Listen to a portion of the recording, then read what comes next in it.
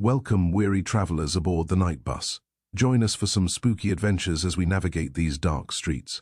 Witness things you've only dreamed of in this magical world of ghosts and ghouls. Conducting this triple-decker bus is Corey. Alongside him doing little to nothing of importance is Jackie, Jamie, and Josh.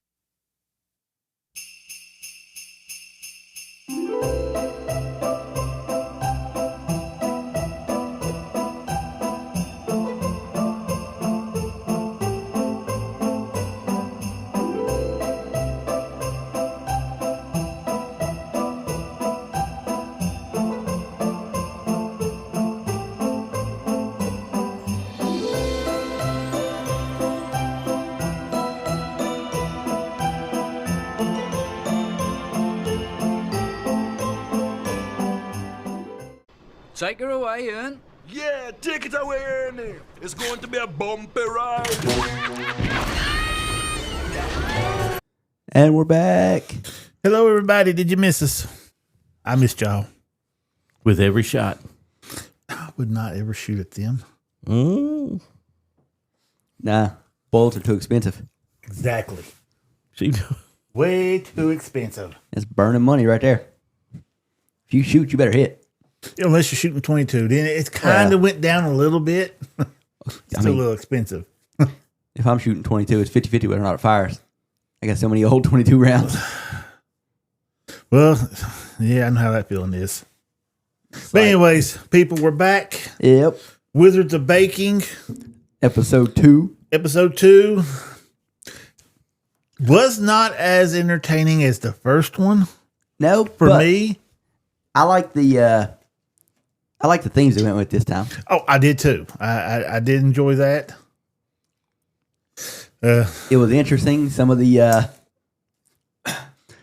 some of what they had to do. Like I felt kind of bad for. They made it work, but Jenny and Alex Had to do the commode. the underground public toilet. Yeah. See, but that would be the one to have, man. I mean, it's definitely different. yeah, and I don't see where it took 6 hours to do that because it was actually pretty simple.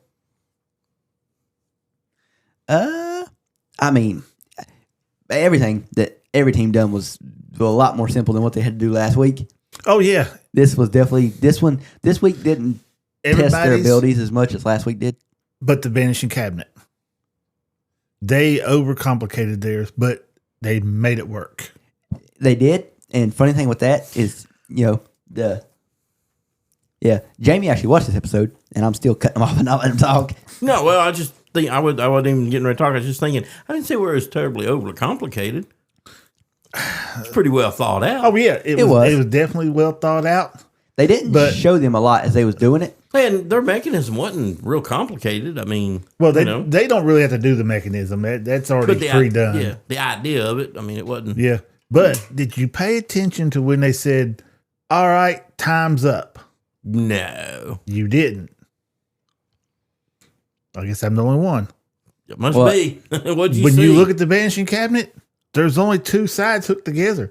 The whole cabinet was not done. Oh, well, I mean, visually, it's all you need. I Well, guess. see, what No, it wasn't even the front. I mean, when you was looking at it, all you saw was the back end and two pieces of chocolate hooked together to the side. Well, see, you say that, and because this is what confused me. They didn't show them a lot as they was building. So when it got to the judging and they were last, when it first showed their thing, when they pulled the thing off, that side had basically nothing on it, and I was like, "Oh, this team's lost." Then it spun around, and that's where everything was. Oh yeah. So when you see it, like you're saying, when they said time's up, you're not seeing the backside where everything I'm not is. talking about all the decorations and stuff. I'm talking about the magic vanishing box itself. Didn't have a back on it, Did not have a back to it. I didn't even see a top on it. but they opened it, right? No, During it doesn't open. They just pull the tarp, the cloth off of it, and you see the front side of it. Oh, well, then you don't even need it. Doesn't open up. There wasn't even Where a was top the, on it. Where was the tasting element at? It was on the other side. It was, was- Oh, it was on yeah. the turnaround. So you don't need a top and a back, really. Yeah. Trust me, I mean, visually, you don't need it. we'll get to tasting element here in a minute. The way them judges were picky on filling everything in, the textures, there should always be something somewhere on it. Oh my God, The details. There was Now, when it incredible flipped, detail. oh yeah, now when it flipped, Oh yeah. I knew they won that one. Oh yeah. See, before it flipped, I was like, oh, they've definitely lost. Then it Yeah. flipped, and I'm like, oh, they definitely won. Like Well, it you was. know there had to be a moving element to it. Yeah, well, if you But- watch when he's asking for him to come over there and help him with the vanishing cabinet, the What- other what- dude's what are you putting the showing me, shelves. man? and That's stuff the moment he's talking about. They just said time's up, Okay. and like Jackie said, the only thing you see Yeah, there's is two pieces of chocolate stuck together. there's just 2 pieces of chocolate. It goes back to what I was saying last week about what we see in their time limit is not.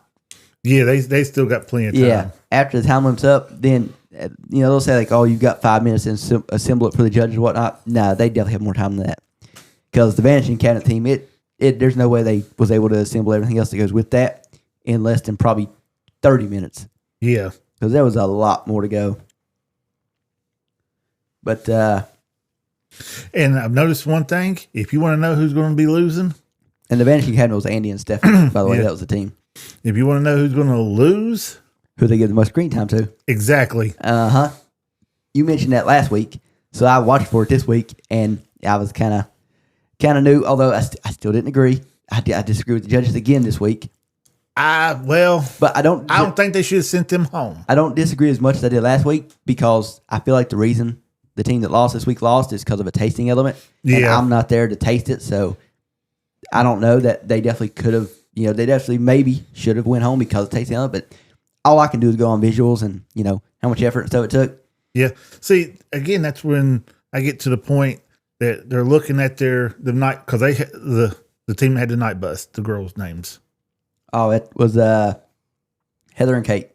Okay, they had the night bus, which we're fans of because we're conversations from the night bus. Yeah, We maybe I was could a have little been on biased there. toward them too. So Yeah, but I mean, everything looked good. The only thing that you could see towards the end, they would run out of time, and they was just slapping icing for the water and the Yeah. grass and stuff. my problem is, and I didn't mean to cut you off, but they go ahead. put all their detail into the night bus and the top of the thing, and like the judge said, their detail was lacking on the bottom. Angel and Rui that had the Ford Anglia, the Weasley's flying car, they put all their detail into the bottom area and not hardly any detail into the car. Oh, I know it was horrible. It's like, how do you knock Heather and Kate when at least their detail's part of the main piece? They may not have got detail everywhere, but they got detail on the main piece. Yep. Angel and Rui didn't detail the main piece. They detailed everything else, but not the main piece. Now, like I said, I feel like the main reason that, and spoiler alert, Heather and Kate got eliminated. But I feel like they got eliminated because of their tasting element, not Yeah. because of their lack of. What do you think, detail. Jamie? I didn't pay a whole lot of attention to the tasting elements. Except I noticed, and I couldn't even tell you which one. Which one was like they were the judges were struggling to cut through.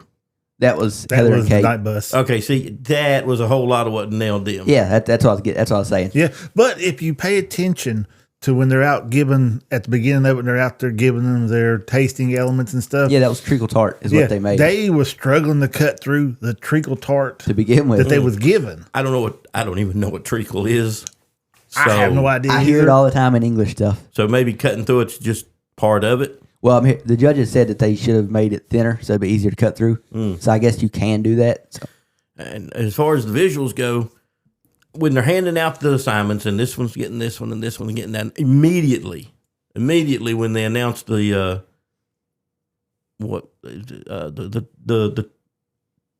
the night bus. I don't want to say just toilet because it just sounds kind of Oh, the underground kinda public toilet. Thank you. The underground public toilet, as everyone knows who's a fan of, that's one way to move around in the wizarding world. That was Well, come they on, put man. that in- It's a toilet. That's going to definitely be interesting to do. So that one went way up on the list. Yeah, but it was one that they didn't really show that much being made. But I'm just going on the idea of, it's a toilet you travel through. So that one's going to be the most interesting. Yeah, now I like the woman who's on that team because she's always cutting up. She's over Oh, there, she is the most British person on this Oh, show. she's You up can there tell trying she's to- British. fix it up, and she's like, "Ugh, here I am hugged over top of the toilet again. Exactly. I ain't done this in years. Been there before, done Yeah, that. yes, that's Jenny. But I mean, and then they announced the car. Well, that's kind of interesting. And then they announced the motorcycle. And when I was sitting there watching it with Sue, I said, that one's not going to get very far because this is a motorcycle. You know, how much interesting detail can you put in it? Even though it's a flying motorcycle, what are you going to do with it, really? Yeah. But a vanishing toilet or a transporting toilet or the vanishing cabinet. Mm-hmm. Yeah. Well, see, I thought So I knew those would be way up on the list. I didn't think the vanishing cabinet would be that good. Yeah, neither did I. The twist and how they used to show that you go from one place to another with it was genius. Yes, that was.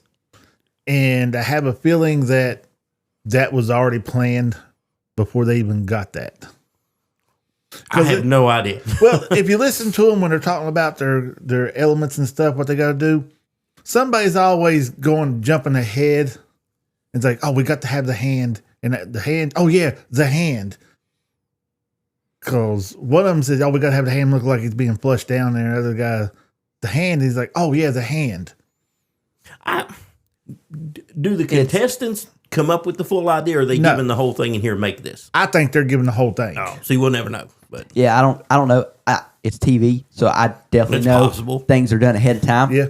See, But I don't know if it's the contestants who come up with it ahead of time and then just put on like they just thought of it, or if it's what Jackie's saying, which is the producers have already thought of it and they're just having them fake like they just heard about it. the reason why I think that is because when it comes to the flying car, they had molds to go ahead and make the bridge with. The chocolate molds. Why do you have chocolate molds to make a bridge Well, I mean, if you don't know? it is transportation, so for everybody, so you would assume people are going to make bridges. Personally, I'd have done something like last year, and I'd put that car inside the Wampum Willow and had the Wampum Willow look like it was moving back and forth. That would have been your moving element. And I think they would have done that if it hadn't have been done last year. oh, I think that's one of those where the way I think it happens is I kind of agree with you, but I kind of don't. I think that the contestants are given the parameters ahead of time, and so they've got time to think about what they want to do before they get brought into the cooking area and get put on TV to say, all right, what are you going to do? I think they've already had time to think about what they want to do, to tell the producers what they're going to do. That's a good possibility. Either way, it's planned. It's TV, so you know it's planned ahead. And I'm fine with it. Yeah. I don't care. I don't mind it, but don't try to play it off like, okay, we're just now finding out about it. But Well, they I mean- just happen to have everything you need right there to do it. every reality show, which is what this is, Oh, yeah. ain't reality. No. It's all planned out and scripted to an extent. I just like the magic in behind it. Dude, the vanishing cabinet idea was because I looked at that and I'm like, yes. well, that's interesting. What's the cabinet going to do? And then it's the set around the cabinet, like you pointed out earlier, it doesn't do anything. It's just there to be seen. But everything around it shifts from the room of requirement to Morgan and Burke's, which was super cool. Oh, yeah, it was. Which, So- they could have done that either way. They could have had the plain side be Morgan and Burt's and the other side flip around and be the room of requirements, because That's the what room they of did. requirements, no. What are you talking about? The plain side of it, when they first pulled the tarp off of it, that is the room of requirements. Yeah. Yeah. They could have That's what literally, Jamie said. Yeah, but I'm saying they could have flipped that around and made that Morgan and Burt's. And then when it turned around, made that. Oh, yeah, they could have, but come on. The room of requirement, unless you got a necessary requirement, it's just kind of a room. Yeah, but when you find the vanishing cabinet, it is plumb stacked with everything that kids hid or the house elves hid. So all that stuff would be right around it. Morgan and Burt's, they had a lot of stuff in there, but it wasn't as packed as that. But again, they done a really good job. I would say it's much easier to know and think about what's in Morgan and Burke's. Well, Room of yeah. requirement takes a little more. Because it can be anything at any time. Yeah, because they looked in there and you've seen the hand. It's not the hand of glory. I don't know what the hell that hand was. 'Cause I don't remember reading what the little thing was on the ticket when it was in the Yeah, I don't movie. know. When it grabbed hold of Harry's wrist. Mm. But But all in all, in there. That one was probably the best one. Yeah, I mean, it definitely deserved to win. Yeah. Spoiler alert, it won. Yeah, and going back to something Jamie said earlier, and I was going to bring it up. The motorbike, Hagrid's motorbike, with Jujar and Katie. That's the team that had the Hagrid motorbike. I felt it was kind of bland. But what could you really? In my opinion, it was destined to not be very interesting. But my biggest problem with it was their tasting element and what it like. I didn't feel like it was part of the. Yeah, it did look like part of the motorcycle. They tried to just make it like a gas cap, but it's way too big to be a gas cap, so it was really just sitting on the motorbike. Well, their exact words was, "We're going to put a tasting element on it, but we don't want to paint it up with silver and stuff the whole time, so we're just going to set it on top of the motorcycle." And I feel like that's just you're not putting in a lot of effort there. No, I mean they put a little effort into the bike. I wish the cloud would have looked a little different. Yeah, that was the cheesiest looking cloud I have ever seen. Oh yeah, great. Yeah, just visually, it just wasn't very. And all it did was just kind of bob up and down. Yeah, that was it. Yeah, I mean, we said all this. I still, I don't think they should have been eliminated, and they didn't get eliminated. So everything's fine. Let's talk about who did get eliminated. I mean, we kind of did, but yeah. And reasons why. Heather and Kate had to be a big part of the tasting element. It had to be because, in my opinion, the Weasley's flying car was worse. Yeah, they even said it didn't have it. They didn't blend nothing in on it. You still see too many sharp creases and stuff and everything, and you did in the car. Oh, the car looked like it didn't look very good. No. And meanwhile, the night bus looked like the night bus. You had lighting on the streets and everything. The car looked like something a kid would have put together out of cardboard boxes. Yeah, for a soapbox derby. Yeah. Yeah, because it was not smoothed over, rounded over. I don't know what the hell they spent all their time on. It could have been, a Ford. It was just a generic car-shaped box. Yeah, instead of a Ford Angler, it was just an angle. It was just an angle car. Mm-hmm. Now, what did it do again? I can't remember what it did. It basically did what the motorbike did. I don't remember what it did, honestly. Went up and down? Basically, yeah. So, pretty boring. I knew from the beginning that the toilet was going to be a big, close to win. I never saw the vanishing cabinet coming up like it did, but I can't argue with the results. I mean, there's one team that we have not talked about at all. They must have really sucked. That's no, it's just they had a very basic. They got the worst one, Molly and Priya. With they got the telephone box. Yeah, the telephone box to get into the Ministry of Magic. I mean, visually, it was pretty cool. I liked it. It looked like a British telephone box, but exactly. What are you going to do with it? They did fine. I was saying they got screwed by the fact that they got the least impressive and probably least important way to travel. Yeah, true. But I did enjoy their little, even though the doors opened up and everything, the extra little thing they did when it shot out the notes. Yeah. Out the top. Yeah, the interdepartmental memos. Yeah. Yep. I did enjoy that because at first time I was like, okay, was it shooting out the top? And then they finally focused on the bottom. I was like, oh, okay, I get that. Mm-hmm. Yeah. And we should say something that was different this time around from any of the previous seasons or anything was every team had a tasting element that they had to base their tasting element on. Yep. So for the underground public toilet, they had Victoria sponge cake, which I've actually tried. Of all this stuff, that's the only thing on here that I've actually ate before. The night bus was treacle tart. The telephone box, which we were just talking about, was Battenberg cake. I've never even heard of that. The flying car, the Ford Anglia, was rhubarb crumble. Rhubarb, by the way, is not good if anyone's ever tried it. It's not terrible. It's got a weird aftertaste. Hagrid's motorbike was mince pie. It's very popular. I've never tried it, but it's very popular in England. Yep. I was just like the people who made it, though. I thought it had meat in it. But apparently it don't. No, I guess it's just minced beef, fruits. Fruits. Yeah, it's fruits and spices. And so I thought it had meat in it. But And then the vanishing cabinet was Eton mess. I love like some kind of dessert, right? It's like is that like fluff or something? I'm not sure. I love the name of it, and apparently something else we haven't mentioned. They had a special guest. I was wondering when you're finally going to get to it. Mr. My favorite side character in the whole movie. Also, I didn't realize how short he was. Holy crap! Yeah, dude, he is like he's not a tall guy. But yeah, Seamus Finnegan. But when you can blow everything up, you ain't got to be tall. No. Yeah. Who brought a gigantic fork with him. Yeah, I'm it's a like smart man. Yeah. He brought a shovel. He brought a pitchfork. It wasn't a regular fork. Was it big, or does it just look really big in his hands because he's so small? Oh, no. They even said it was really big. yeah. And the bad thing, I don't know if he just don't know how to eat properly like they do normal people do when they're on stuff and shows and stuff like that. He eats like a normal person. He doesn't eat. He grabbed a hold of that and just literally shoveling it in. Hell yeah, that's what I'd be doing. Yeah, that's it. He eats more like a normal person. He doesn't eat like a judge does on these, cooking shows. He eats like a normal person. And what I was getting to though is he loves, and he said ahead of time that he loves eating mess. It's one of his favorite things. And that the Vanishing Cabinet, that team of Andy and Stefan, they made a very good eating mess, and he ate that whole thing while they were talking. Oh yeah.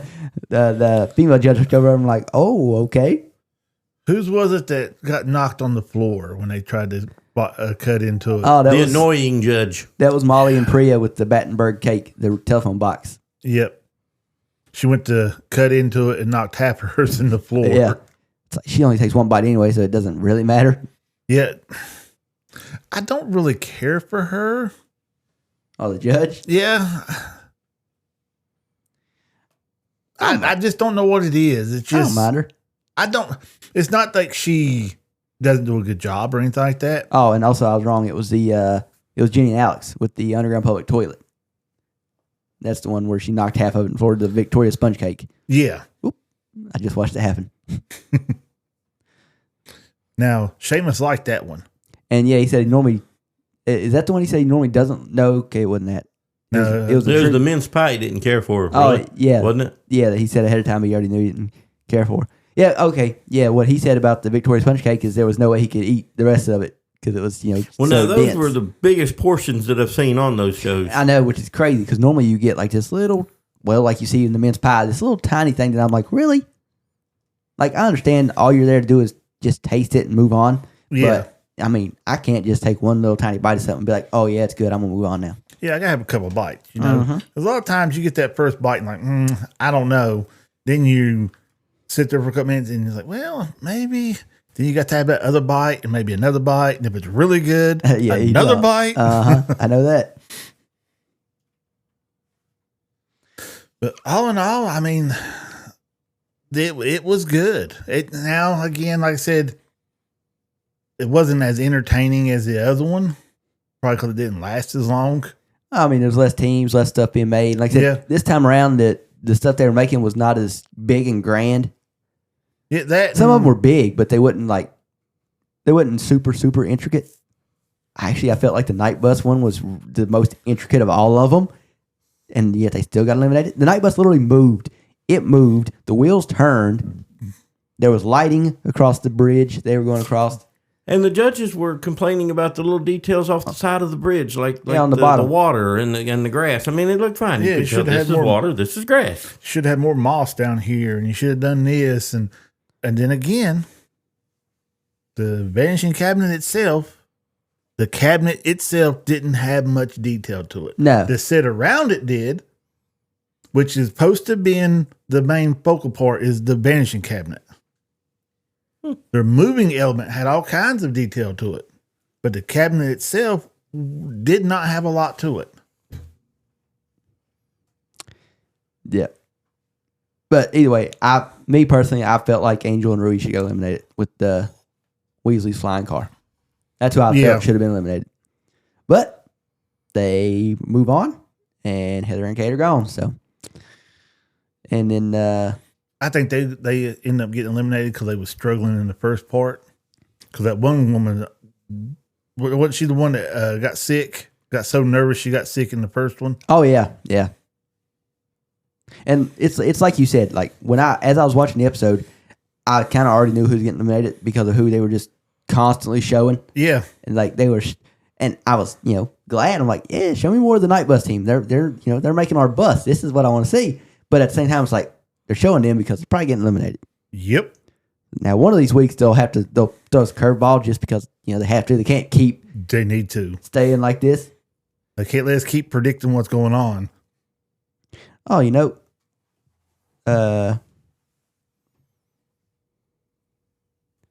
I didn't realize this, but the team that had the night bus, that's the team that I should have been eliminated last week. The Lions had. So now I'm not as sad that they're gone because I felt like they should have been gone last week. No. He thought they should have been gone last week because the Did you watch episode 1 or did you just go straight to 2? I was listening to something. No, I went straight to 2. Since y'all reviewed it last time, I didn't bother to watch it. He said he thought the line hit was a little too easy. Yeah. It wasn't easy. It compared to everybody else's, I felt like it was the easiest one. No. Voldemort was the easiest one. I felt like they should have been eliminated. So actually, I'm flip flopping now. I'm going to have to change my little sheet here where I put who I thought should have been eliminated. I'm going to change it back to judges got it right. I went back and watched the first episode again, and you only see Voldemort's face one time, and that's when they stick his head on his body. They never show the front of Voldemort again. Never. Well, just from what y'all showed me on clips last week, yeah, that was definitely the loser, in my opinion. It should have been anyway. Yeah, compared to the Chamber of Secret one. Mm-hmm. It's like, well, I don't really see it don't really tell a story. How in the hell does it not tell a story? I'm not even friggin' Slytherin, and I was friggin' pissed off. Now, what story did the Voldemort statue tell? Nothing. He's just there, not even frontally. It was just the back of him and some wispy stuff around, and a substandard looking robe that didn't look very good anyway. Yeah, and why was there a floating wand off to the side? I have no friggin' clue. Because they didn't really show the details on it.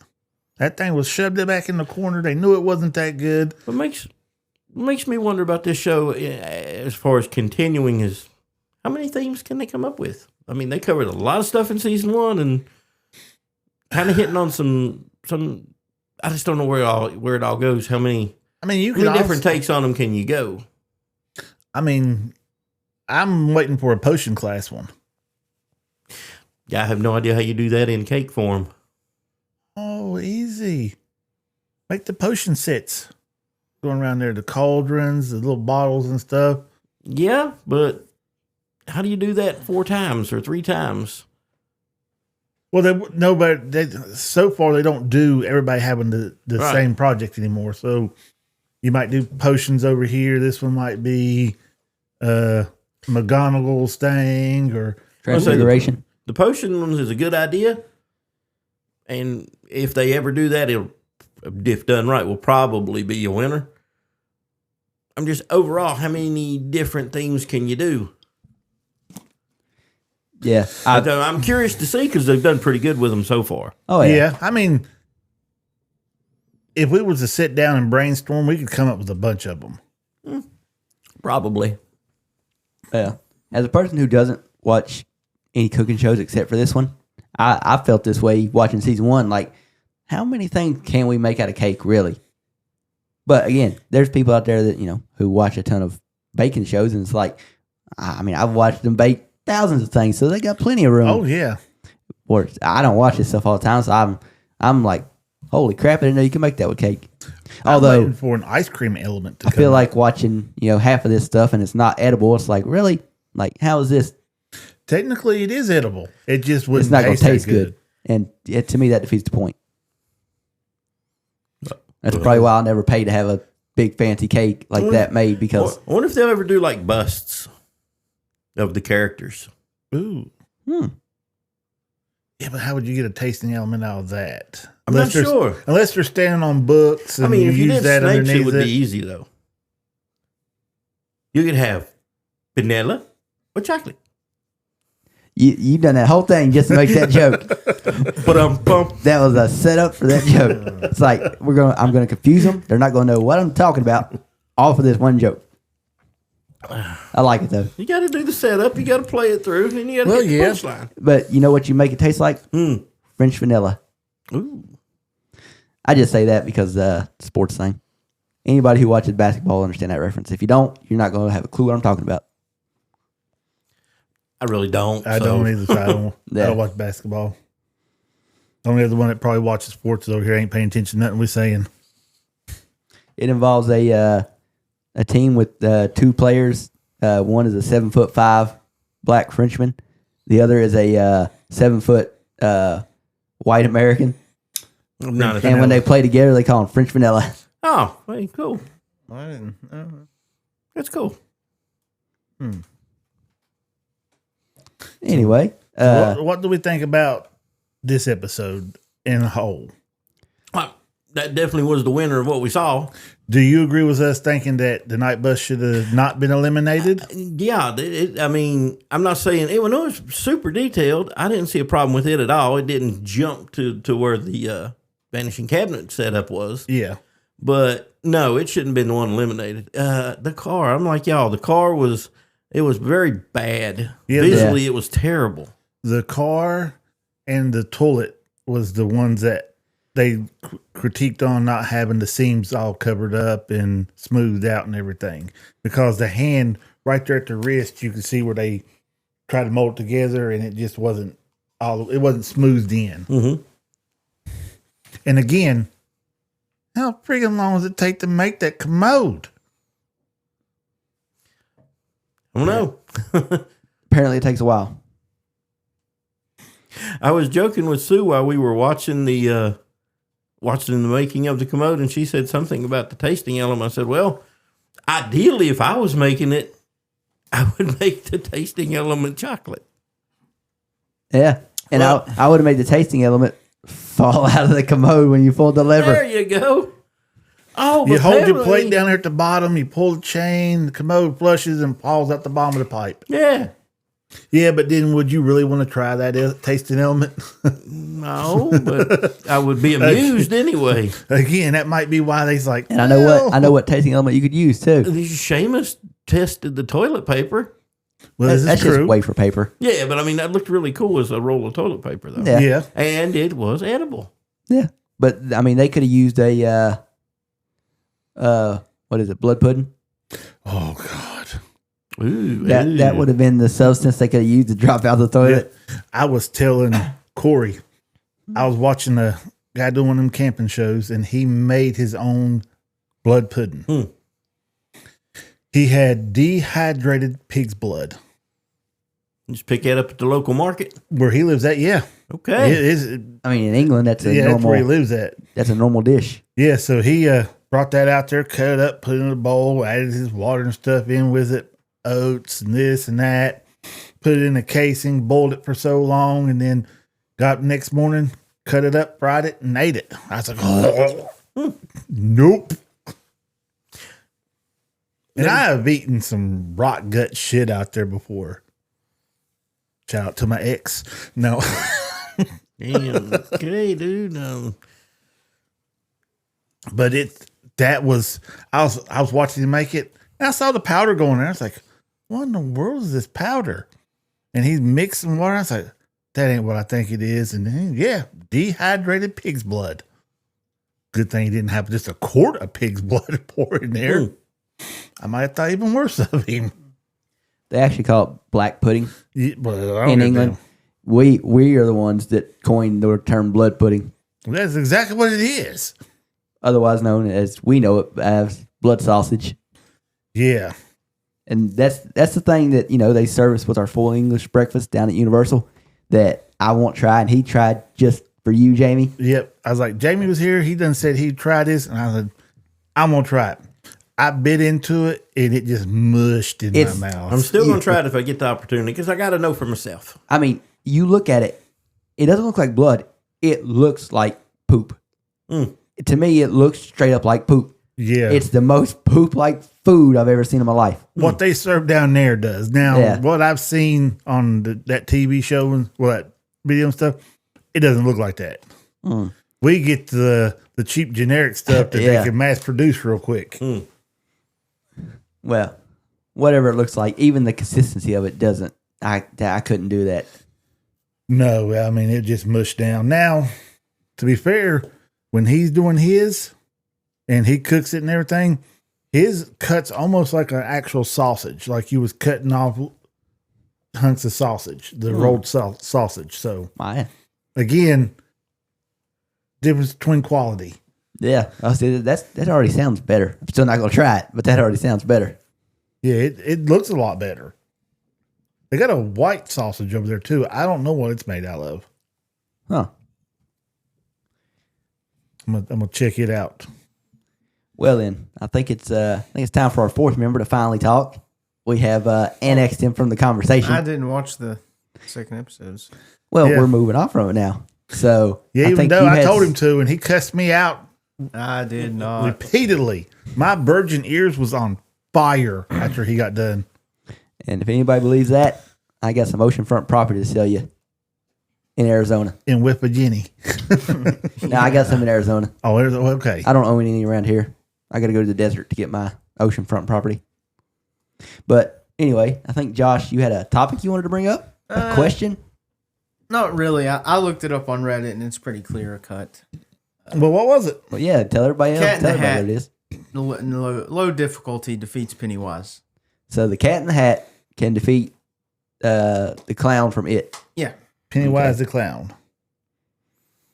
Just in case there's anybody out there like me that doesn't watch horror and doesn't know who Pennywise The reason is. I think I'll read the statement I read on Reddit, but Well, I mean, you had this opinion before you looked it up. I did. What was like? Why did you think? okay. So Pennywise's whole thing is people can say that he only uses fear to make his food taste better. I think that's a whole trope. Because in the second movie, when they showed they weren't scared of him, he shrunk into his true form, his little foreskin form. You know what I'm talking about? Like he looked like a baby.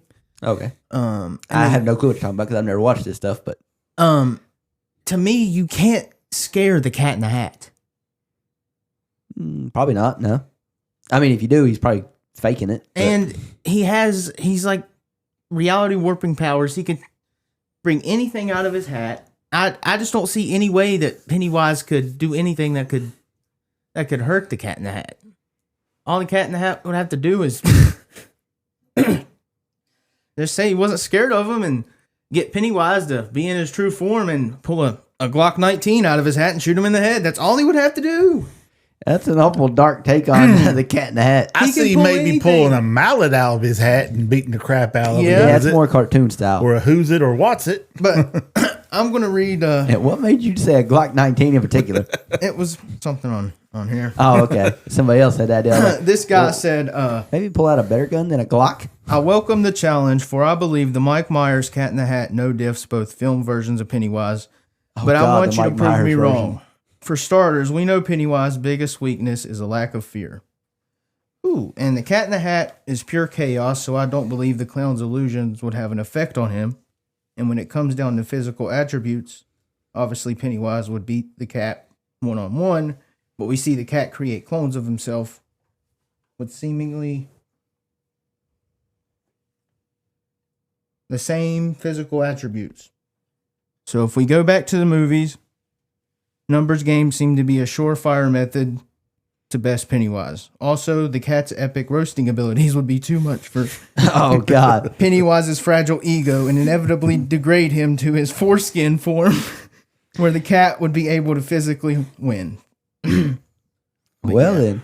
What do you think about that, Jamie? I'd have to agree. I mean, if you're going to compare both universes per se or whatever, Pennywise is, if you really think about it, it's kind of limited. He can't really get out of Derry. If he was like super all powerful, I mean, he'd already ate the world, you know. So he's definitely limited. That's what I didn't understand in the second movie. Right before they said they weren't scared of him, he was like, "I'm the eater of worlds. Why haven't you ate the world yet, buddy?" Like, He's a pretty powerful entity with a bigger ego Yeah. than his actual power set. I feel like that's His why he world picks on is a kids. sewer. Yeah, he is trapped. His real physical form, actually, it's her real physical form, is trapped under Derry and has been there for like billions of years, long before there were people. And throughout the eons and whatever, the creature's been at war with the Indian population of the area. Has at different times been bested by groups of kids. It's powerful, but very limited. Imagine too. if we got a Predator It mashup where, like, you know how it's been around for billions of years and the Predator's been around forever? What if they, you know what I mean? Like, oh, Again, though, you The predator's not going to feel fear. So. yeah. yeah. So that just wouldn't be fair. I also think They that- gave Pennywise he's always going against kids, so I understand why they did it. But they gave him a massive, massive weakness. Yeah, well, same thing with Freddy. If you're not afraid of Freddy and you start using your imagination, you can do the same things Freddy can do in the dreams. It's just that, well, you never watched them, so. Yeah, I don't watch any of these movies. So, it's okay then. You see, you got to watch Freddy. I also total think classic. Jason Voorhees beats Michael Myers. That's a real one right there. That one, people still have debates to this day about that one. That one gets complex because if you look at both of them, are they both supernatural creatures? I'd Or are consider they? Jason is more of like a zombie. I find them both to be very similar. I actually have seen both their movies, the originals. Yeah, they are pretty similar. I mean, If you neither stop- one of them runs. They always walk in and pop up on you. Have you watched the 2012 Friday the 13th? Jason runs in that one. Oh my gosh, he God. runs. And it's scary in that one. Well, that's kind of like the Rob Zombie Halloweens. That's really a different take on Michael Myers too. That's definitely human Michael Myers. Yeah. A lot of the movies give you an idea that Michael Myers, he gets multiply shot, stabbed with wounds that should take a person out, raises right up and back in action. Jason's the same way. So, I don't know, man. When it comes down to those two, it'd be hard to... It'd probably be a very long, crappy fight to watch. I just Yeah. heard that, Yep. I haven't watched it, but apparently Busta Rhymes put a pretty good fight up against Jason. Oh, dude, I mean, not that- Jason, but Michael Myers. Yeah, that's a good one. Yep. And if How Busta about- Rhymes can put up a fight, that's all I'm saying is... Y'all remember what Friday the 13th was it, where that guy was trying to box Jason on top of the roof? And I yeah. bet you can And take gets a his few head punches, can't you? Jason punches it once and his head comes clean off. Now, it's not like Busta Rhymes beats Michael up. He just holds his own and manages not to die. Now, see, there is one character. There's multiple characters I think that can beat Jason, but one of them, Frankenstein. I don't know. I don't know, because is he supernatural or is Frankenstein? He's reanimated human. He has an upper limit. Which think Frankenstein you talking Yeah. about? If you put a bullet in Frankenstein's head, he's dead. I'm going by the clips I've seen of the new Frankenstein movie. I was gonna say I've watched half of that movie. Is he It's- as powerful as everybody's saying, or So from what I saw, like I said, I've watched the first 45 minutes of that movie. It's not very good. It's it's a big, definitely high budget movie, but it's not very good. But what you see in the beginning when you meet Frankenstein right off the bat, when you meet Frankenstein's monster right off the bat, and you meet Frankenstein, Frankenstein's monster, they're at the North Pole, and Frankenstein is up there trying to kill his monster. He's like lost control of it. It's kind of how it starts. And these and this is set in like the 1700s or something like that. So, you got this ship with people on it that are trying to make it to the North Pole. And they run into Frankenstein's monster and they're trying to kill it. And they're shooting it with muskets, and every shot he just shakes it off. They shoot him with, they got this crazy blunderbuss that's like a rotating barrel blunderbuss, Yep, I've seen those. and they shoot it and that knocks him back, but he still keeps getting up. And finally they get him on the ice and shoot the ice around him, so he falls underneath the water. And then a little later he just climbs back out from underneath the water. So from what I saw in this, he's unkillable. He's definitely not bound by human limits. Oh, that's for sure. And then you watch that part, and then you get Frankenstein starts explaining, how all this happened, and that's when you kind of go back and you get to see how it happened, and that's when the movie gets kind of bad. I haven't watched any of it yet. It just came out last week on Netflix, Yeah, I haven't watched none of it. but yeah, in my opinion, it's not very good. I like I said, I couldn't finish it. I might watch it, see what it's about. But back to your original question, which was Frankenstein versus who? Jason. I think Frankenstein's monster wins. I'd have to see this to see exactly what's going That's on what- with him.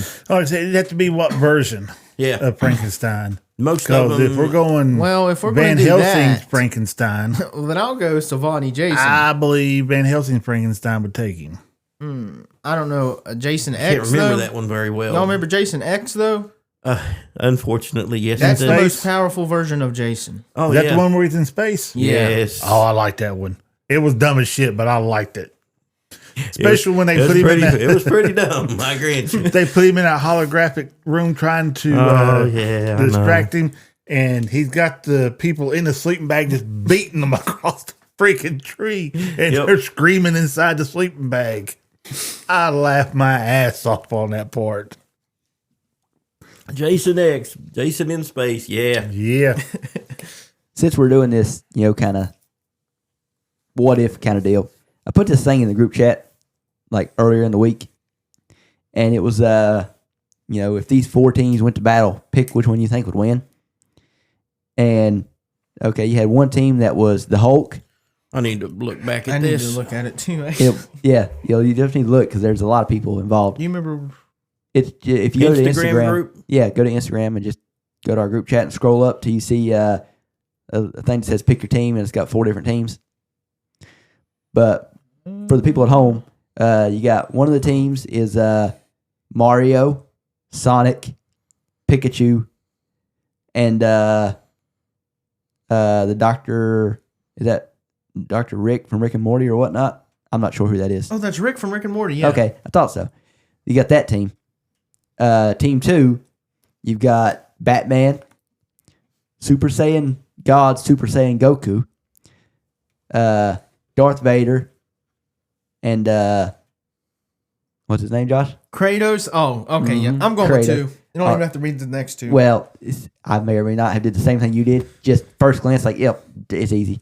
Team 3 is Thanos, Wolverine, Deadpool, and Superman. Team 4 is Yoda, Hulk, Green Lantern, and Godzilla. Oh, wait a minute. Hold on. See, I did the same thing Josh did.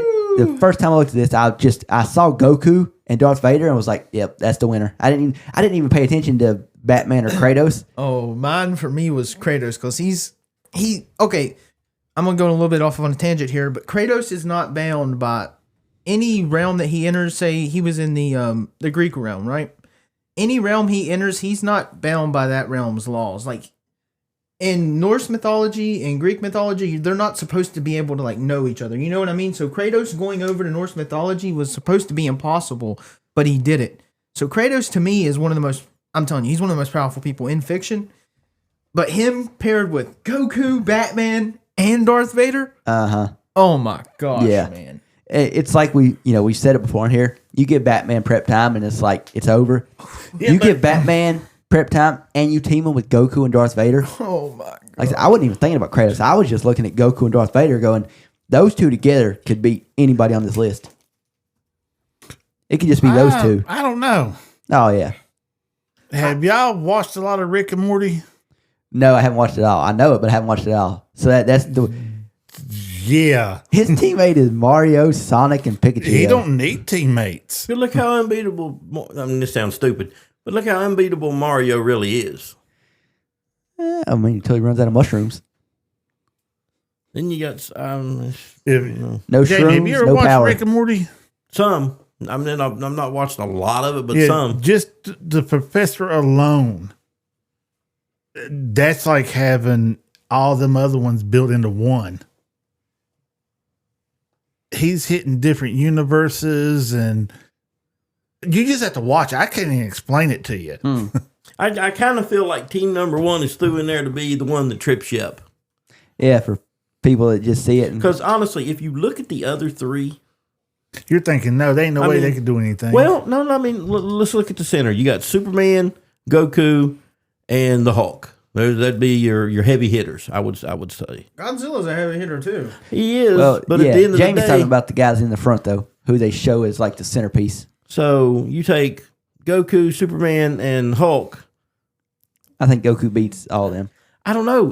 Could he beat the Hulk? Because the Hulk can. Hulk's got a in Marvel Universe in certain parts of it. He has like unlimited. There is no upper limit to his strength. At one point, he's referred to as World Breaker Hulk. Yeah. Yeah. I mean, Vegeta has Ultra Ego, which is the same thing. Right. So Hulk has no upper limit strength. Goku, same. We don't know where the hell it all goes. Oh, yeah. So I would put those two on pretty close tiers. I'm assuming for this, they're showing Goku in Super Saiyan Blue form, otherwise known as Super Saiyan God, Super Saiyan. So I'm saying he's in that form. I'm not saying he can go Ultra Instinct or anything like that. So I'm actually giving the other teams a chance. Okay. I want to read. Okay. I'm looking at 3 a little bit. And Deadpool, now that he's on there with, who is that? Deadpool, Wolverine, and Superman, Okay. and Thanos. Was Thanos wearing the gauntlet? He is. Yeah. Deadpool as well. I know you've read some of the comics where Deadpool comes out of the comic and kills the writers. Yeah. That to me is like another world of power. I mean, I don't know, man. This is tough. That's what I'm saying. I think it is set up to be really hard. And then you got the number 1 team, and I can't tell you a lot about their. I don't know. It's like when you're talking about the professor. Yeah, I don't know. Yeah, brains wise, is he a match for Batman? Possibly. Oh, he blew Batman out of the damn water. Oh, I think Rick would. Rick's. You got Sonic. What is Josh Sonic's knows. power limits? I don't even know. He's just super fast. So is Goku. You have Goku like you has say, Kratos instant transmission. is a god killer. Yeah. So Yeah, so sorry. I don't know. Sorry, Godzilla. I love Godzilla, but Kratos is neutralizing Godzilla. if I had to pick a team, and I'm not saying they're the ones that's going to win, I've just got to pick. Like I'm a football fan. I was like, that's my team, man. That's my team right there. Which one? I'm taking 4. I thought you'd take 3. No, I'm taking 4. When I looked at I'm this, taking 1. Yeah, there you go. see, when I looked at this, I was like Josh, team 2 right off the bat. And when I started thinking who you guys would pick, I'm like, well, Josh is going with me on team 2. I thought Jamie was going team 3. No, dude, I got didn't Yoda. know where you'd go, Jackie. I got Yoda and Green Lantern and Godzilla. I mean, I love Godzilla. I'm not saying this team can win per se, but they're the ones I'm going to bet on. I hadn't paid attention to that, but team 4 has Yoda, green, Hulk, green, and then Green Lantern. Interesting. I didn't put that together either. Hey, Then you have Godzilla's green Godzilla. also. Team green, baby. I mean, 4. I guess, yeah, he's sort of green. Yeah. I mean, he's a turtle, so. Well, he used to be a turtle or a Wait. tortoise. See, What? I want to go with What? 3, but A tortoise. I said used to be a turtle or a tortoise. In certain Godzilla movies. Oh, okay. Yeah. Which Godzilla? I think it's I thought he Godzilla. was more like a gecko or something, but okay. Godzilla, if you watch Godzilla King of the Monsters, in that Godzilla where they kind of talk about his origin story, he was originally a turtle that got into some Dude, radiated waters from the nuclear fallout. Was it ooze?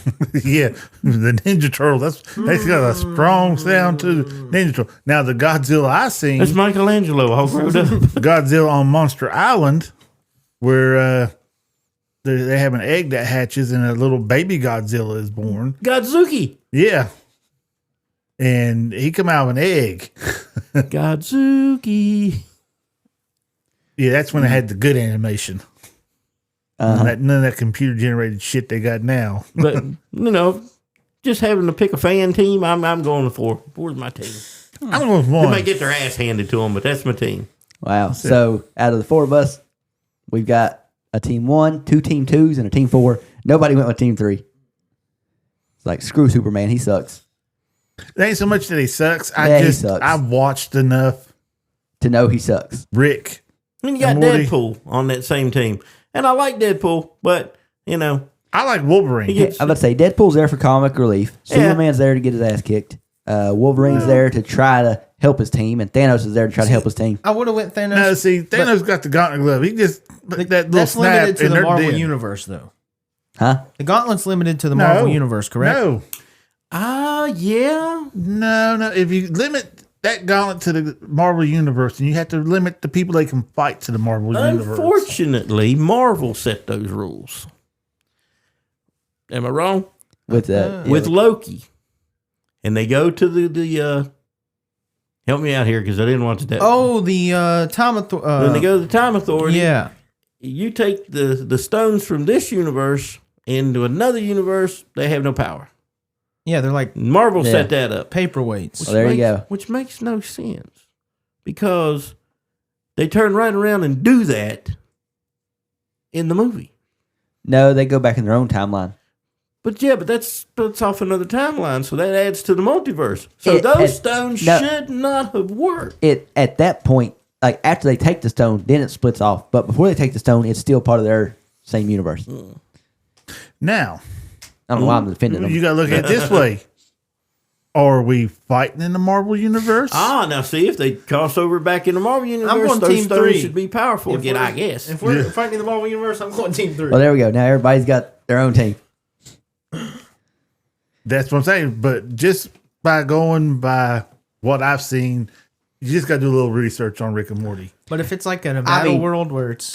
There's no logic in my pick. There's no logic to the Doctor. Goku's my favorite. Goku's my favorite character on this whole list, so that's just why I picked that team. Yeah. And I Darth figured Vader. that much, yeah. It's like Goku and Darth Vader and Batman. Like they put 3 of my favorite all time like comic book and anime characters all on the same team. I was never picking any other team. I did watch one episode of Rick and Morty where there was a giant dead Santa Claus in orbit over the Earth.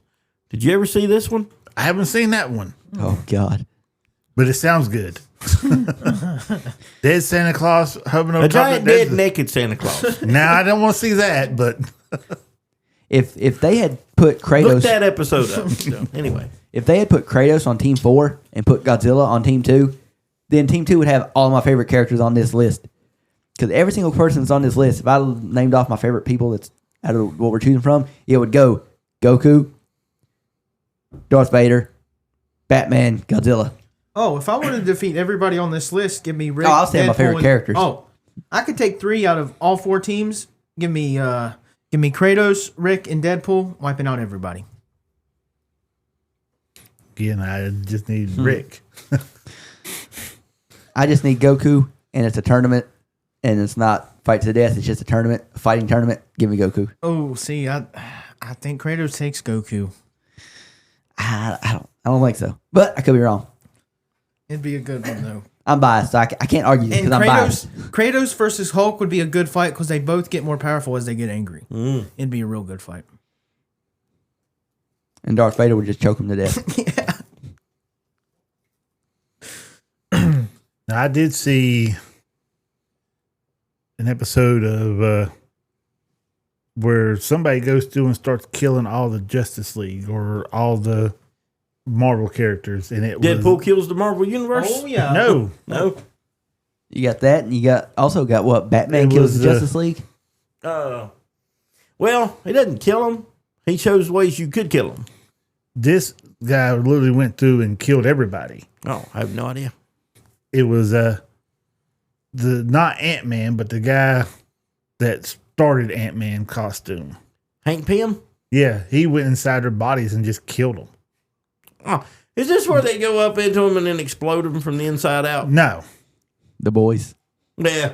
no, we're not shoving C4 up anybody's anus and detonating it or anything. What? It was effective. It's the Thanos theory. Yeah. Yeah, Thanos. The theory. Thanos theory. the anus theory is what the fuck that was. I mean, that's what it was based off of. Yeah. That's why they said Thanos instead of Thanos. The idea was that Ant-Man could have took Thanos out at any time. Yeah, just went Although he inside of would've his came right- body and then enlarged himself. And boom. Just Although rip he- him apart. He would have came back, but that's a whole nother issue. I don't know if he would have come back or not. Yes, he would have. It's already in the comics. He's banished from hell, ain't he? Yeah, he's not allowed in hell. He's not allowed Doctor in, Doom literally rips his spine out of his body, and he comes back from that. He's not allowed in hell, but he's in love with the Lady of Death. Yeah, that's why he So got I'm banished. figuring that's why he doesn't come back, because he goes to the Lady of Death and this stays with her. She doesn't want him. No, He's obsessed with her, but not the other way around. Again, if he could get to her, he ain't leaving unless she kicks him out. Yeah, Yeah. she threw him out of hell. yeah, that's the whole thing. I know this from Jamie telling me, but in the comics, he's literally not allowed in hell. Period. That goes back to So the that's whole, why he just Same thing with the he Hulk. constantly comes back to life. Same thing with Brawley. unless you snap him Not out of Brawley, existence. Lobo. Yeah, Lobo. Oh, Heaven definitely don't want him, and hell sure in the hell don't want him. He's not allowed in hell. now That's that- why he's basically immortal. Neither one of them want him, so he can't die. You mentioned a fight between Kratos and Hulk. What about a fight between Broly and Hulk? That'd probably be pretty good. I mean, because Broly's just angrier and angrier, more power. Just anger is fuel, fuel is power. Same as Hulk. I think Hulk still wins that one. They're very similar. Like Broly reminds me of Hulk. In fact, it wouldn't surprise me if when they, when Akira Toriyama was, writing all this, if he didn't go, I need a Hulk-like character. Because Broly's aura is like his light is green, and him and Kefla's are the only one that are green. Yeah, when they go Super Saiyan, their hair turns green. And I think that might be a homage, like Corey was saying, to the Hulk. It might be, but it might not be. But yeah, I've seen that one before. No, Broly's so powerful that Goku and Vegeta had to fuse to beat. Yeah, Gogeta, Super Saiyan Blue Gogeta. Now, once they did that, they did kick his ass. Yeah, but still, of course they're going to kick his ass. Have to fuse to beat, dude. See, I know they want to, they want to show off the solo powers, but in the Tournament of Power, I like the way it went. Yeah, but I feel like you could have showed off, Goku going Ultra Instinct and all that, but you could have had it fade and he couldn't go back to it, and then you could have made him and Vegeta fuse. Yeah, and then have them just once they would have done, they would have slaughtered Jiren, because when they fuse, it's not fair. It's like two of the most powerful beings in that universe fused together, and their power isn't just combined together; it's like multiplied by 40. Oh yeah. So it's just, and I guess that's why they didn't do it. It'd be totally unfair, but that's why they always time limit them with like the Patara earrings. They always say, "Oh, you got an hour," and then it lasts like 2 minutes because of how much power they use. I saw something where apparently they're working on the Dragon Ball Super again. Yeah, they finally came to an agreement, because I think I've said this on here before, but when Akira Toriyama passed away, the people that own the rights to the manga are different than the people who have the rights to make the show. So they, this whole time, have not been able to come to an agreement on money and some other stuff to start making the manga that's already out into, more Dragon Ball Super for the TV show. Reminds me, Who Framed Roger Rabbit? They're coming out with another one of those. Really? Yeah, because that was a good movie. Disney let the copyright lapse on it, so it went back to the writer. I didn't know those was books. I didn't either. Yeah, they're books. I just remember the old movie. Yeah, the Who Framed Roger Rabbit was actually books. Huh. And Jessica Rabbit had she had her own book and everything, but they're getting ready to come back out, and he said, just because I had the rights and stuff to it don't mean that I don't want the quality to be there. He said, I want it to be just as good, if not better, than the first one.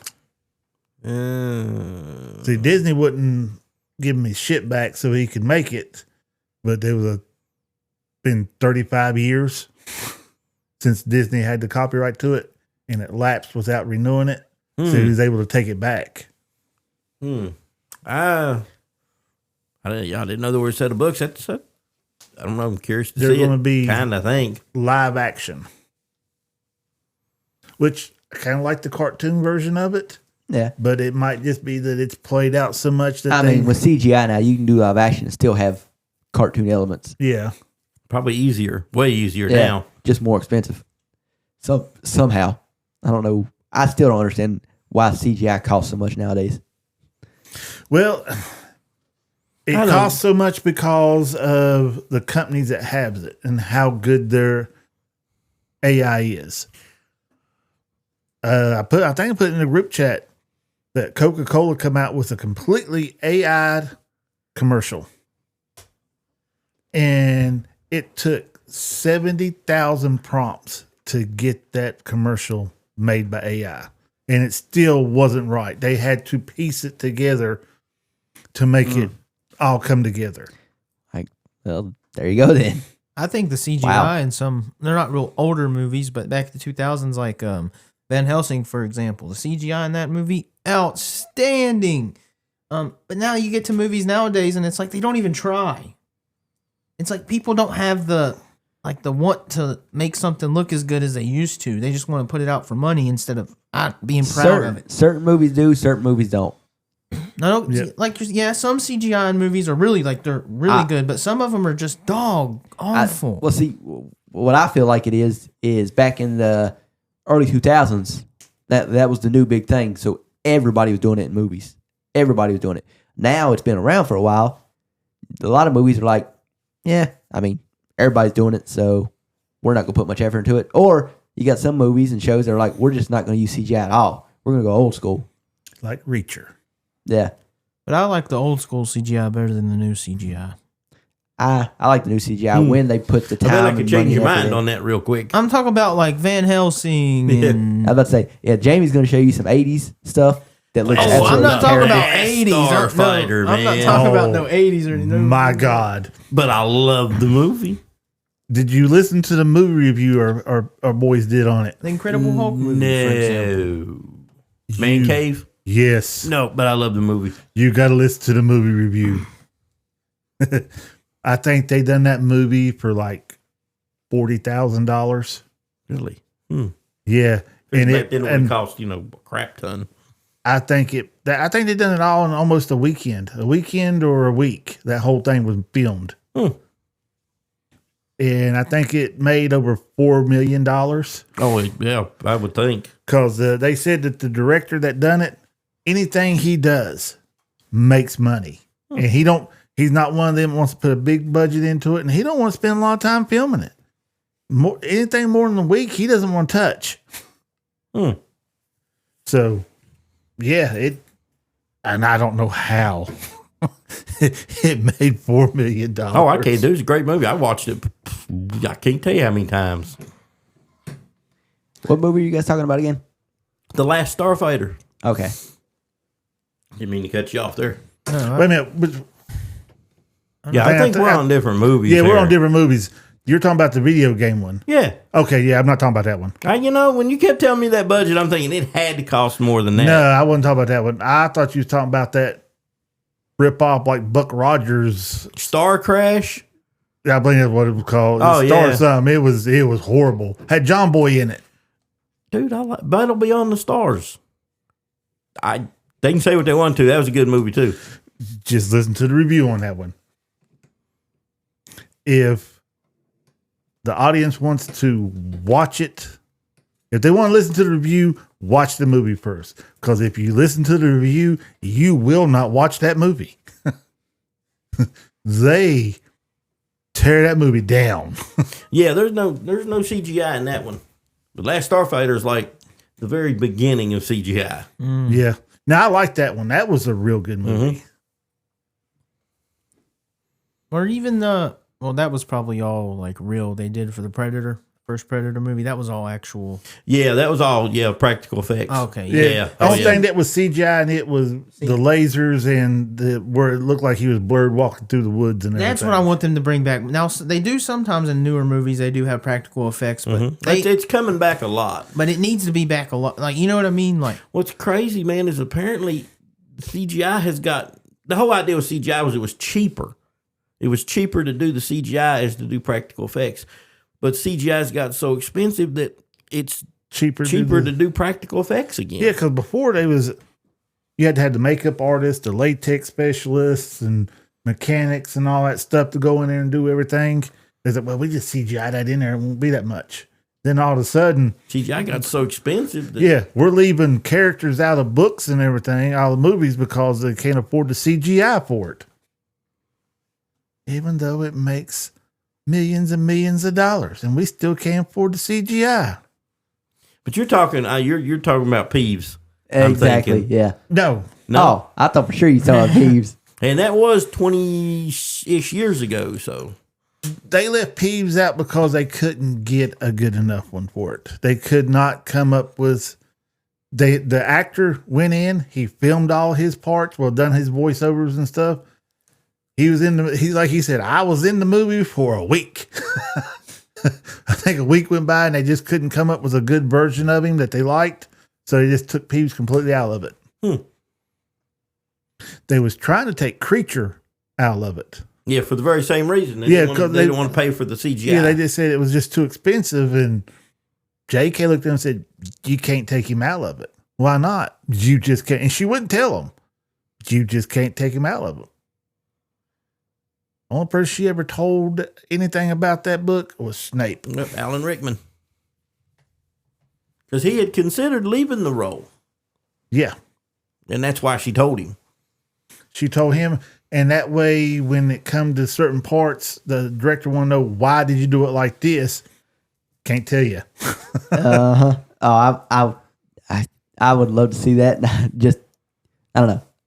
I like seeing when directors are like, I don't want you to do it that way. Sorry, I have to. Yeah. You don't get no say in it. Yeah. The boss lady told me this is where you got to go.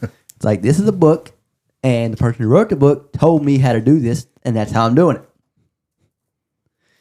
Hey, before we get too far away from everything, and you mentioned James Gunn earlier, I wanted to bring this up and see if you'd seen this yet. And I'm going to show it to Corey and get his reaction from it. Well, then. Jamie is showing Josh something on his phone. What is that? You don't know who that is? Okay, never mind. Hold on. I can already see. V for Vendetta. Yeah, I know. What about it? Oh, it's a series. Yeah, and look who's going to be directing it. Oh, James Gunn. And it'll be on HBO Max then. Well, it depends if it's Warner Brothers or not. Although I say that, is it Paramount that's looking at buying Warner Brothers or Peacock? One of them's looking at buying Warner Brothers. Paramount. So there's a chance, well, good possibility, that all that stuff will be moving from HBO Max to Paramount. But here's my take on it. Paramount and my Universal. question: can James Gunn do V for Vendetta? See, that's why I was like, I don't know. I mean, I know they're re-releasing the movie next year because it's the 20th or 25th anniversary of it. James Gunn's last big project was Superman. And he's doing a ton of DC stuff right now, not just Superman. Superman, though. Pretty much across the board, nobody liked that.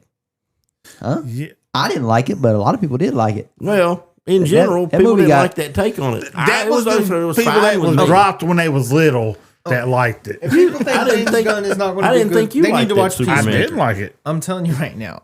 He knows what he's doing, though. But he'd have to take a serious tone with V for Vendetta. It is not a comedy in any way. I don't know how they get. I don't know who they get to play Evie that can do as good a job as Natalie Portman did. I don't know. I don't. How would you make that into a series, though? I guess How go do you more in James depth. Gunn it and put a comical twist on it? Because everything he's done that I've seen, Action comedy. action comedy. This is not an action comedy. No, this is an action drama. Yes. More drama than anything, though. He, Well, I guess you could say drama. I mean, I drama didn't thriller. hate. I didn't hate the Superman movie, but it was very campy.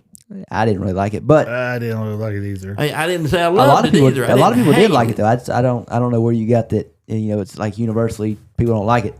Well, It's the opposite. Actually, universally people did like it. They didn't love it, but they liked it. people I that didn't don't know like the it. Superman character love it. They're just not familiar with it. Yeah. Either way, yeah, I kind of agree that I don't. I just don't think I don't know. Well, he might take a darker tone to it and do well with it, but I don't know. it seems to be in the works now. They have a Snyder cut of it. For me, I go straight to the movie's amazing, still holds up perfectly to today.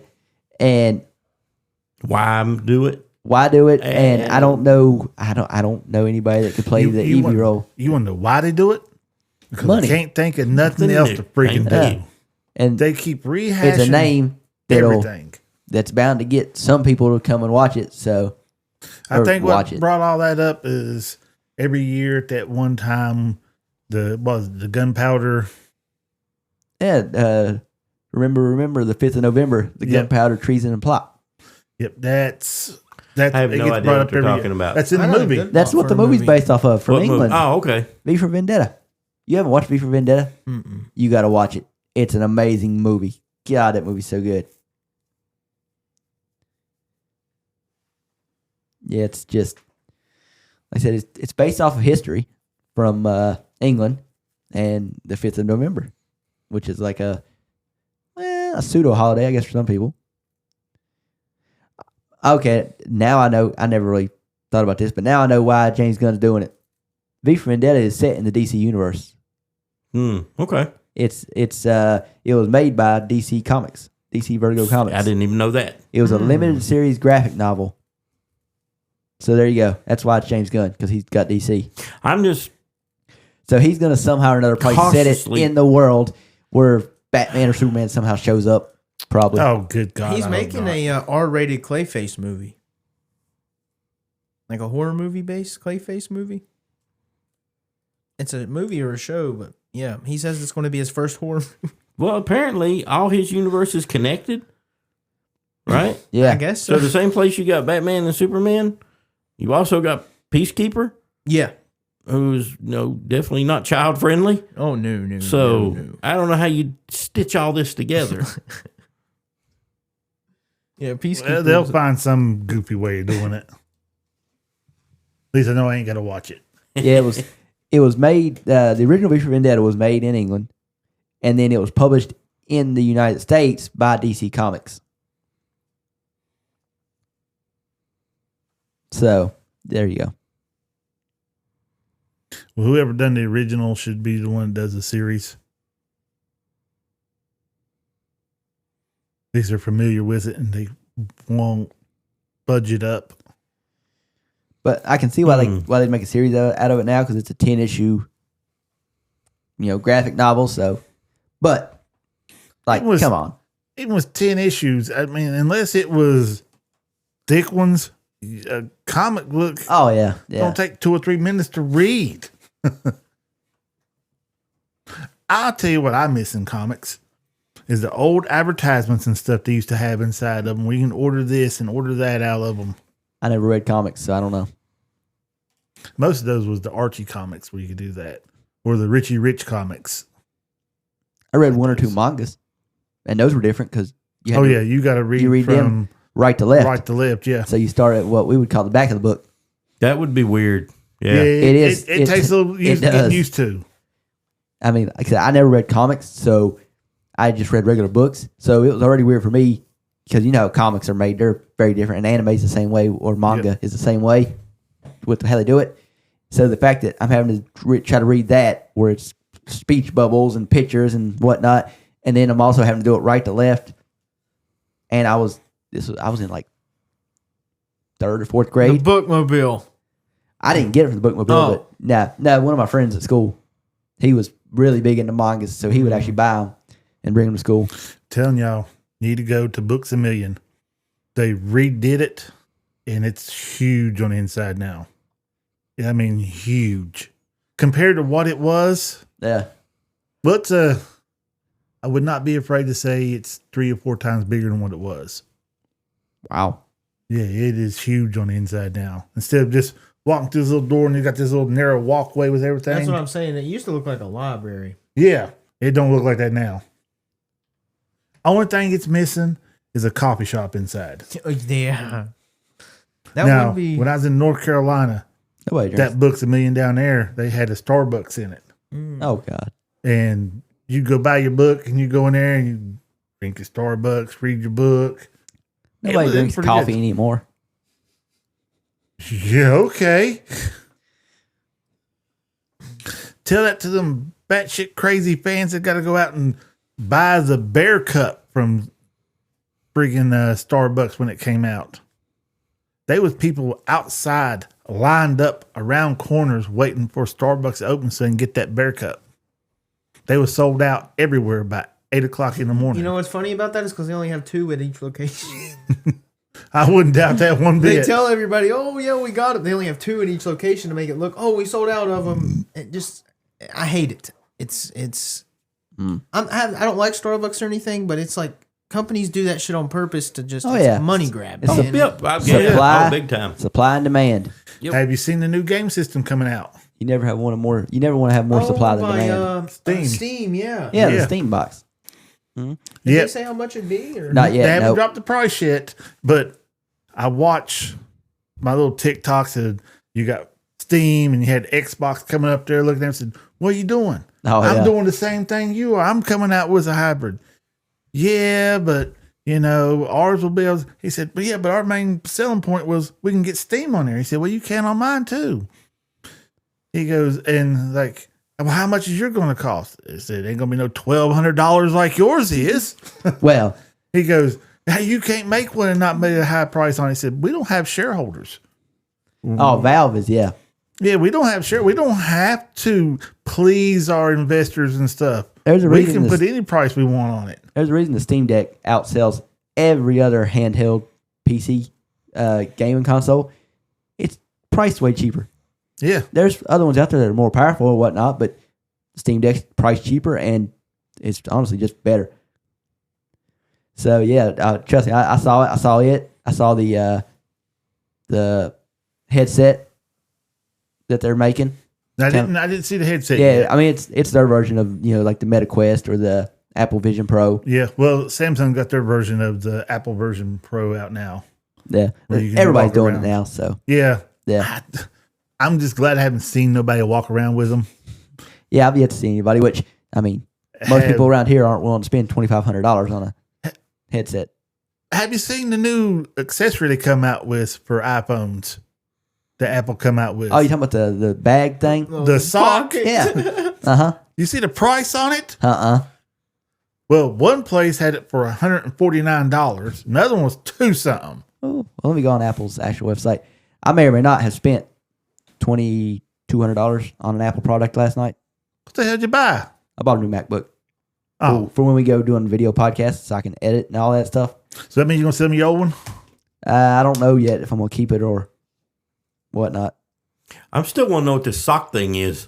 I'm looks pulling it up now. like a sock that you just slide your phone in and you throw it over your shoulder. It's made out of sock material. All right, I'm on the featured accessories. Okay. It's not a featured accessory. I assumed it would be, but it's not. So I'm going to have to manually look it up on Apple's website.